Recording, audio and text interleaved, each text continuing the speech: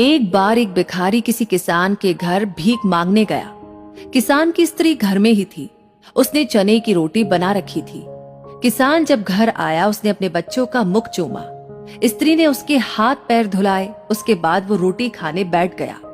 स्त्री ने एक मुट्ठी चना भिखारी को भी डाल दिया। भिखारी चना लेकर चुपचाप चल दिया। रास्ते में भिखारी सोचने लगा, हमारा भी कोई जीवन है? दिन भर मांगते फिरते रहते हैं, फिर स्वयं बनाना पड़ता है। इस किसान को देखो, कैसा सुंदर घर है। घर में स्त्री है, बच्चे हैं, अपने आप अन्न पैदा करता है, बच्चों के साथ प्रेम से भोजन करता है। वास्तव में सुखी तो ये किसान है। इधर वह किसान रोटी खाते खाते अपनी स्त्री से कहने लगा, काला बैल बहुत बूढ़ा हो गया है, अब वो किसी तरह काम नहीं देता। यदि कहीं से कुछ रुपयों का इंतजाम हो जाए तो इस साल का काम चले। साधुराम महाजन के पास जाऊंगा, वो ब्याज पर रुपए दे देगा। भोजन करके वो साधुराम महाजन के पास गया। बहुत देर चिरौरी विनती करने पर 1 रुपए सैकड़ा सूद पर साधु ने किसान को रुपए देना स्वीकार किया। उसके बाद एक लोहे की तिजोरी में से साधुराम ने एक थैली निकाली और गिनकर रुपए किसान को दे दिए। रुपए लेकर किसान अपने घर को चला। वो रास्ते में सोचने लगा, हम भी कोई आदमी है, घर में 5 रुपए भी नकद नहीं। कितनी चिरौरी विनती करने पर उसने रुपए दिए हैं। साधु कितना धनी है, उसके पास सैकड़ों रुपए है। वास्तव में सुखी तो ये साधुराम ही है। साधुराम छोटी सी दुकान करता था। वो एक बड़ी दुकान से कपड़े ले आता था और उसे बेचता था। दूसरे दिन साधुराम कपड़े लेने गया। वहां उसने सेठ पृथ्वी चंद की दुकान से कपड़ा लिया। वो वहां बैठा ही था कि इतनी ही देर में कई तार आए। कोई बंबई का था, कोई कलकत्ते का। किसी में लिखा था 5 लाख का मुनाफा हुआ, किसी में 1 लाख का। साधु महाजन ये सब देखता रहा। कपड़ा लेकर वो चला आया और रास्ते में सोचने लगा, हम भी कोई आदमी है। 100-200 जुड़ गए, महाजन कहलाने लगे। पृथ्वी चंद कैसे हैं? एक दिन में लाखों का फायदा।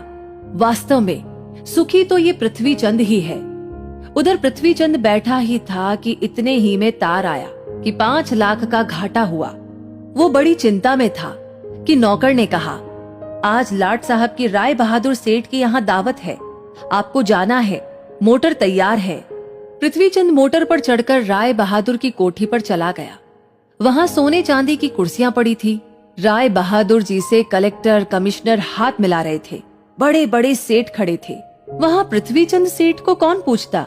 वो भी एक कुर्सी पर जाकर कोने में बैठ गया। लाट साहब आए, राय बहादुर से हाथ मिलाया, उनके साथ चाय पी और चले गए। पृथ्वी चंद अपनी मोटर में लौट रहे थे और रास्ते में सोचते हैं, हम भी कोई सेठ हैं, 5 लाख के घाटे से ही घबरा गए। राय बहादुर का कैसा ठाठ है। लाट साहब उनसे हाथ मिलाते हैं। वास्तव में सुखी तो ये राय बहादुर ही है। अब इधर लाट साहब के चले जाने पर राय बहादुर के सिर में दर्द हो गया। बड़े बड़े डॉक्टर आए। एक कमरे में वो पड़े थे। कई तार घाटे के एक साथ आ गए थे। उन्हें उनकी भी चिंता थी और कारोबार की बात भी याद आ गई। वे चिंता में पड़े थे, तभी खिड़की से उन्होंने झांक कर नीचे देखा। एक भिखारी हाथ में एक डंडा लिए अपनी बस्ती में जा रहा था। राय बहादुर ने उसे देखा और बोले, वास्तव में सुखी तो यही है। इसे न तो घाटे की चिंता है और न ही मुनाफे की फिक्र। इसे तो लाट साहब को पार्टी भी नहीं देनी पड़ती है। सुखी तो बस यही है। तो मुद्दा मामला ऐसा है कि संतोष जो है वो सबसे बड़ा सुख है, क्योंकि जिसके पास जितना ज्यादा है वो उतना ही अधिक अशांत है। दरअसल ऊपर वाले ने जितना हमें दिया है उतना भी इस दुनिया में बहुतों को नसीब नहीं। तो इसी के साथ ये कहानी, ये वीडियो आपको अच्छा लगा हो तो प्लीज इसे जरूर शेयर करें और इस कहानी से आपको क्या सीख मिली हमें जरूर बताएं।